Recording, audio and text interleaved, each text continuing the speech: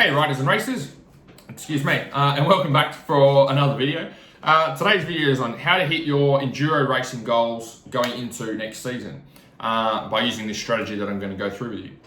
For those of you that are new to the channel and the videos, my name's Andrew Hammer. I work with or have worked with hundreds of riders and racers over recent years to help them get race ready and get race fit. So today's video, when I was racing, going into each season, so I did 14 seasons of racing, okay, and they're all back to back. Like we just raced every season for 14 years. We didn't have years off or time off or have breaks or anything like that. So a shit ton of racing, shit ton of riding, and every year a couple of things would happen going into each season. Now, I was always been very competitive. Okay, I like to do well. I like to make progress. I like to be moving forwards in some degree. So if I was racing and I got, top 10, then I want to get top 5, or a top 5, I want to get top 3. Always wanted to make sure that I was pushing myself and stretching myself. Now, a few things would happen. There was a few mistakes that I made. Most of the time, the mistake would be is I would set a rough goal for the year. Okay, so I'd be like, oh, yep. First of all, sometimes I wasn't specific enough with my goal. Okay, I'd be like, oh, I just want to go out there and I want to give it a good crack. Okay, I'm going to do well, I'm going to go hard with my training, I'm going to ride all the time, and I'm going to see how well I can go in this racing season. And the thing is with that, it's not very specific, is it? Like, what does doing well this racing season actually mean? Like, does it mean just finishing all the races and not getting injured? Does it mean getting top 10, top 5, top 3? Does it mean just qualifying? Does it mean doing well at the Nationals? What does doing well actually mean, right? So first of all, I had no definitive target. It was just like, oh, I'll just do what I can and do well. Terrible strategy. The other thing that I would do is I would set targets for racing for a specific, series. Okay, so let's say for the state rounds was important for me. So for the state series that we had here in WA, and I'd be like, okay, all right, I want to finish up top 10, and then I'd start getting top 10s, and then I'd change the goal. Then I'd be like, all right, now I want to get top 5 if I'm getting in top 10. Okay, or I'd be like, no, I want to get to top 15. And so what would happen is I'd have this goal of what I wanted to get towards, but I'd always be shifting the goal. It was never like a clear-cut goal or target of what I wanted to get. It's like as I was going through it, ride by ride or race by race, I was always trying to change things around. We're changing the goal. Oh, top 5 here, or top 10 there, or top 5 at this track, and top 3 at this track, or whatever it was. And so doing that didn't give me a very clear-cut path of where I was going, because I was always changing. It's like, oh, if I wasn't riding as well, cut the goal back. If I was riding really well, push the goal forward. And that defeats the whole purpose of really having a goal, because I was just changing it around based on where I was finishing or how well I was doing. And I'm sure I'm not the only one who does that. So there's a few things that you want to do, or that I should have done, in terms of prepping for next season and prepping for any season or any goal that you've got with your riding and racing. So, first thing that you need to do is you need to set a clear goal, okay? A clear target that you want to get towards.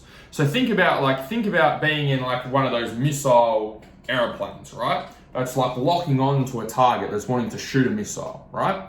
The first thing that needs to happen, it needs to be very clear on the target that it's trying to hit to actually get there. And that's the same with you guys, or same with us as riders and racers. We're going to have clear-cut goals of where you want to be. Do you want to be top 5? Do you want to be top 10? Do you want to be top 20? Whether you're capable of achieving it or not for that season doesn't really matter. The main thing is you've got a clear-cut goal that you're non-negotiable on, that you're like, this is my target, okay? Whether you feel you can hit it or not doesn't matter. It's having a clear-cut target of where you want to go. And I'll explain why being able to achieve the goal or not doesn't matter in our next steps. So let's say maybe you finished top 20 this season in the state series.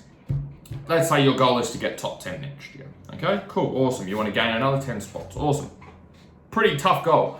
Cut off, do 50% better than what you did last year, next year, in a short space of time.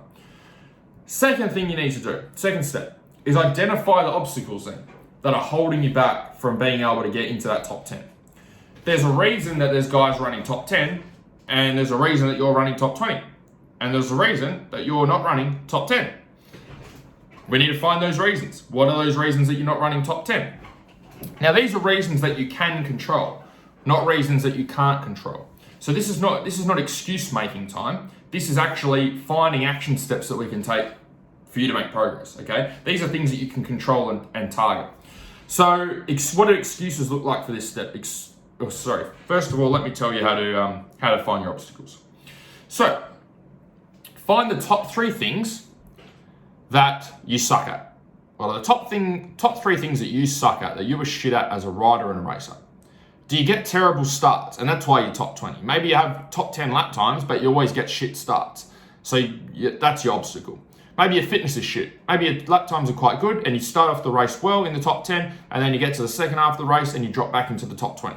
So maybe you need to work on your fitness. Maybe that's what you're shit at. Maybe it's ruts. Okay, maybe you go to all the sand tracks and you're really, really good at and do really well and get the top 10. And then you go to the tracks with a whole heap of ruts, like for me, when I was racing, and you do terrible, okay? And that skews your points and pushes you back into the top 20. Maybe it's doing big jumps, okay? That was another thing for me. When I was racing, I was terrible at big jumps because I never practiced doing big jumps, right? So you don't have to be a rocket scientist to work out why I wasn't comfortable doing big jumps. So maybe that's the thing you need to work on, okay? Maybe it's sand tracks, maybe it's whoops, okay? Maybe it's longer motos, maybe it's the sprint motos. Maybe it's off-cambered corners, okay? Maybe it's faster tracks, maybe it's tighter tracks. Whatever it is for you, find your top 3 obstacles, the top 3 things that you are most shit at. The reason that's important to identify those top 3 is because that's what's going to allow you to progress your riding and get up into that top 10.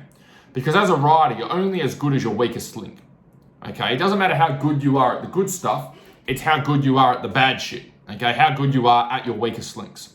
So if you're really, really good at riding in sand, okay, but you're absolutely terrible at riding on hardpack, then your results up here aren't going to really matter. The thing that's going to matter is this is always going to be pulling your results back. So what we're going to do is get rid of those anchors and get that gravel up to, or gravel or hardpack or ruts or big jumps up to the same level that your sand riding's at, so you can actually get the results you're capable of, rather than just having hit and miss results throughout the season. Now, what excuses look like for this part, okay, instead of actual obstacles, just blaming things, going, oh, I'm not a good sand rider, oh, I'm not good at hardpack, oh, my bike's too slow, oh, my bike's too old, oh, I haven't got the right gear, oh, I haven't had as much practice at the tracks as everyone else. No one wants to hear that stuff, and it doesn't help you because you can change those things to a degree, but blaming other things, okay, external to yourself, is a zero-sum game. It's not going to help you to push forward because you can't control how much practice time someone else has, or someone else has a private track and you don't. Doesn't matter, okay? You can only focus on the things you can control, and working on jumps, working on ruts, working on sand, working on hardpack tracks are things you can control. So identify your top 3. Once you've identified your top 3, then you need an action plan to eliminate those top 3 weaknesses. So let's use our example. Let's say it's ruts, big jumps, and sand whoops. Let's say they're our weaknesses. What we need is an action plan to eliminate those 3. So how do we eliminate them? How do we eliminate ruts? We eliminate ruts by doing some drills to help with ruts. If you haven't got a riding or racing coach, go and get a riding coach that you can. I don't do riding coach stuff. I just do the fitness side of riding, racing, and nutrition and off the bike stuff. So you need to find someone who's an expert at doing on the bike coaching to find some drills to help you to get better on the bike. Otherwise, go on YouTube and have a look. I'm sure there's heaps like Ryan Hughes. Go and have a look at other YouTube channels out there that give you drills to work on these things. Once you've found 3 drills for each one, so for ruts, it might be figure eights, it might be ride a rut track and practice a rut corner. For sandy whoops, it might be ride a track standing up on the pegs, go and practice at a long whoop section and cut the track. And third thing, I don't know, practice skimming whoops, okay? Whatever those 3 drills are. And then doing big jumps, find 3 drills to help you to eliminate big jumps. Now, in terms of putting that into a plan, now we've got to put that into our plan of riding, okay? Or plan of attack for the coming weeks or coming months. So it could be, if you go riding once a week, and let's say you go to the track for 2 hours, right? What we need to do is you need to divide up that time to most effectively help you to get towards your goals. What I did when I was riding was my riding was based on how much fuel I could get through. If I went to the track and we got through a whole heap of fuel, good day's riding.